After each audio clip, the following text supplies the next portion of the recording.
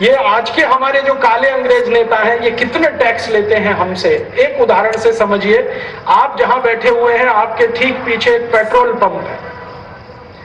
ये petrol pump Bharat petroleum company का है। आप अभी मेरा व्याख्यान सुनकर वहां जाइए और उसको पूछिए 1 लीटर पेट्रोल का भाव क्या है।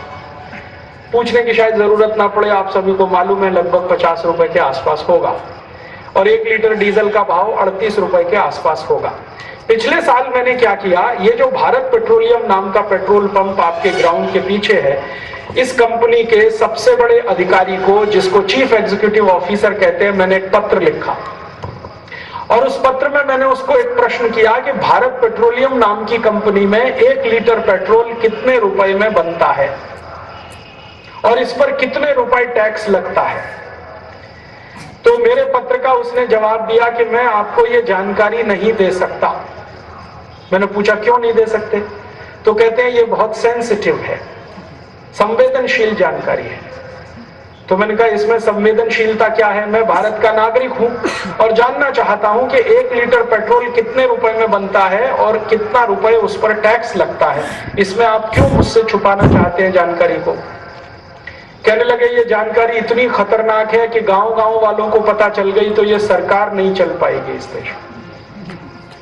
तो मैंने कहा ना चले सरकार, इससे मेरा क्या लेना देना, मुझे ये जानकारी चाहिए।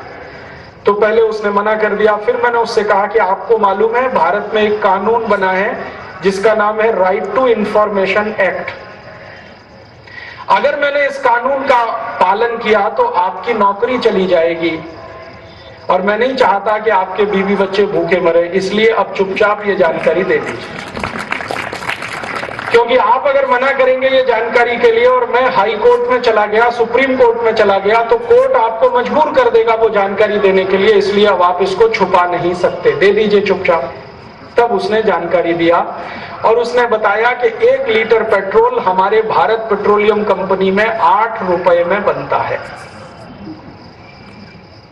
मैंने उससे फिर एक पत्र लिखकर पूछा कि ये 8 रुपए का ब्रेकअप बताओ मुझे। ब्रेकअप का माने कि वास्तव में ये कहां 8 रुपए खर्च होता है, कैसे खर्च होता है, ये मुझे समझाओ। तब उसने पूरा डिटेल मुझे भेजा। उसने कहा कि देखिए जी, पेट्रोल बनाने के लिए कच्चा तेल निकालते हैं हम जमीन के नीचे से, और कच्चा तेल निकालते हैं समुद्र में से। तो जमीन के नीचे से जितना भी कच्चा तेल निकलता है, समुद्र में से जितना कच्चा तेल निकलता है, वो सब फोकट का होता है, उसको कोई पैसा हम नहीं देते, क्योंकि भारतीय भूमि से निकाला हुआ है, भारत के समुद्र से निकाला हुआ है, तो वो पैसा तो उसको देना नहीं पड़ता। निकालने में मशीन लगती है और मशीन चलाने के लिए बिजली खर्च होती है। तो अगर 1 लीटर कच्चा तेल हम जमीन से निकालें तो उसमें जो बिजली का खर्चा है वो लगभग 40 पैसे आता है। 1 लीटर कच्चा तेल जमीन से निकालो तो बिजली खर्च होती है 40 पैसे की। 1 लीटर कच्चा तेल समुद्र से निकालो तो बिजली खर्च होती है 70 पैसे की। समुद्र में गहराई ज्यादा होती है, जमीन में गहराई कम होती है। ज्यादा गहराई से कोई चीज निकालेंगे तो खर्चा ज्यादा आएगा, कम गहराई से निकालेंगे खर्चा कम आएगा। तो उसने बता दिया कि 70 से 80 पैसे खर्च आता है बिजली का। फिर मैंने कहा आगे खर्च बताओ। तो आगे का खर्च ये है कि ये जो 1 लीटर कच्चा तेल हमने निकाला, इसको हम संशोधन करते हैं, अंग्रेजी में उसको प्रोसेसिंग कहते हैं। तो शोधन करते हैं, उसमें कितना लीटर निकलता है पेट्रोल। तो उसने कहा कि जब 1 लीटर कच्चे तेल को शोधन करते हैं तो 250 मिलीलीटर पेट्रोल उसमें से निकल आता है। बाकी क्या हुआ 750 मिलीलीटर का। तो उसने कहा कि बाकी का थोड़ा डीजल निकलता है, थोड़ा केरोसिन निकलता है, थोड़ा वैक्स निकलता है, और ऐसी 50 एक चीजें उसमें से निकलती है। तो मैंने कहा इसका मतलब यह है कि 4 लीटर कच्चा तेल अगर हम शोधन करें तो 1 लीटर पेट्रोल बनेगा। हाँ बिल्कुल ठीक बात है। तो अब उसका हिसाब मैंने जोड़ा कि 70 पैसे लीटर का अगर खर्च माने तो 2 रुपए 80 पैसे में 1 लीटर पेट्रोल बन जाएगा। अब उस 1 लीटर पेट्रोल पर भारत पेट्रोलियम कंपनी अपना मुनाफा लगाती है। तो उनका कहना है कि हमको मिनिमम 15 से 20% नेट प्रॉफिट चाहिए, तो वो जोड़ दिया।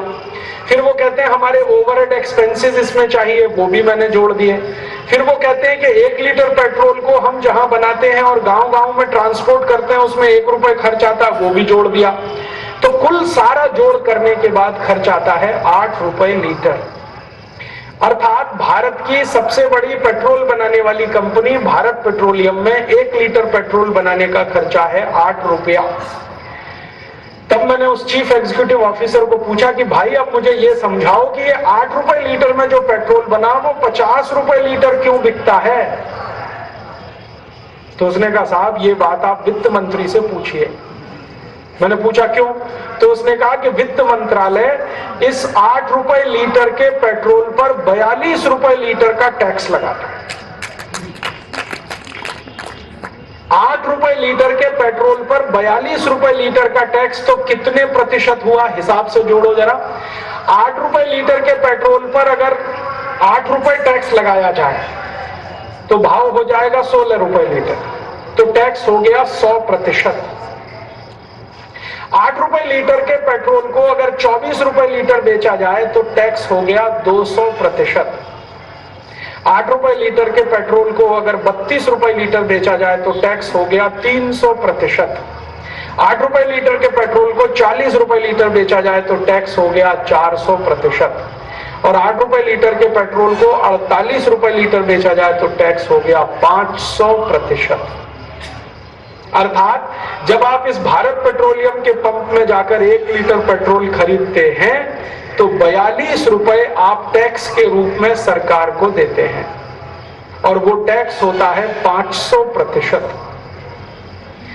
भारत के नागरिक एक दिन में 300 करोड़ लीटर डीजल और पेट्रोल खर्च करते हैं एक दिन में, और 1 लीटर पे 42 रुपए टैक्स देते हैं। तो 300 करोड़ लीटर पर 300 करोड़ में 42 का गुणा करो, लगभग 13 से 14 हजार करोड़ रुपए हर दिन हम डीजल में पेट्रोल में टैक्स का दे रहे हैं। अब एक दिन में 13 से 14 हजार करोड़ रुपए दे रहे हैं तो एक साल में कितना हुआ? तो 365 का गुणा कर लो 13,000 करोड़। इतना टैक्स हम भर रहे हैं कि वो कैलकुलेटर में नहीं समाएगा, कैलकुलेटर फेल हो जाए। और ये तो मैंने कहानी सुनाई सिर्फ डीजल और पेट्रोल की। पेट्रोल की कहानी है 42 रुपए लीटर टैक्स भर रहे हैं, डीजल की कहानी ऐसी ही है। डीजल का उत्पादन खर्च भी 8 रुपए लीटर ही है और उस पर 30 रुपए लीटर का टैक्स है।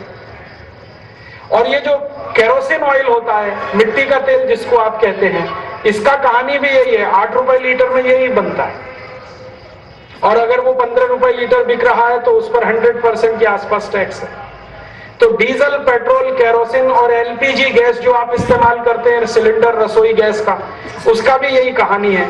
तो हम जो भी कुछ पेट्रोलियम पदार्थ इस्तेमाल कर रहे हैं उसमें लगभग 500% टैक्स सरकार को दे रहे हैं। ये टैक्स हर साल सरकार हमसे ले रही है और क्या बोल रही है कि इस टैक्स से भारत का विकास करेंगे। और हम 58 साल से यही सुन रहे हैं। माने अंग्रेजों के जाने के बाद इस देश में टैक्स कम नहीं हुए हैं, बढ़ते ही बढ़ते चले गए हैं। और अंग्रेजों के जाने के बाद टैक्स चूंकि कम नहीं हुए, इसका माने लोगों की लूट बदस्तूर जारी है इस देश में।